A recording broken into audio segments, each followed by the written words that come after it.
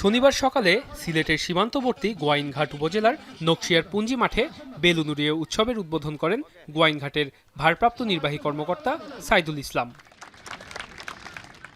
এমন আয়োজনে উচ্ছ্বাসিত টুর্নামেন্টে অংশ নেয়া সিলেট বিভাগের ক্ষুদ্র নৃগোষ্ঠী ও খাসিয়া পুঞ্জির আদিবাসী কিশোরী ফুটবলাররা, স্থানীয় তত্ত্বাবধানে যারা চর্চা করছেন ফুটবল প্রতিভার।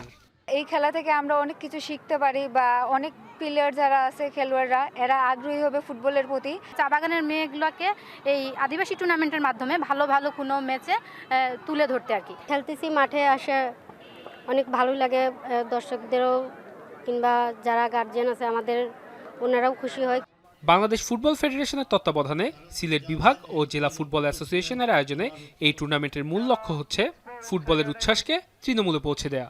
এই তারুণ্য ফুটবল উপলক্ষে আমরা আশা করি যে আমাদের এই এলাকায় প্রত্যেকটি পাড়ায় বা গ্রামে বা পুঞ্জিতে প্রমিলা ফুটবল টিম গড়ে উঠবে বলে আমি আশা করি। ফান্ডামেন্টাল বিষয় হচ্ছে আমাদের প্লেয়ার কালেকশন। প্লেয়ার আসতে হবে আপনার শহর কেন্দ্রিক হতে হবে। ক্রীড়া সংস্থার সবাই যদি একটু ভালো নজর দেন, অবশ্যই আমাদের খেলোয়াড়রা বাগান থেকে তৃণমূল থেকে ভালো ভালো প্লেয়ার বেরিয়ে আসবে। পাহাড় ঘেরা সীমান্তবর্তী মাঠে নৈসর্গিক পরিবেশে কিশোরীদের প্রতিভায় মুগ্ধ হন স্থানীয় ফুটবল প্রেমীরা।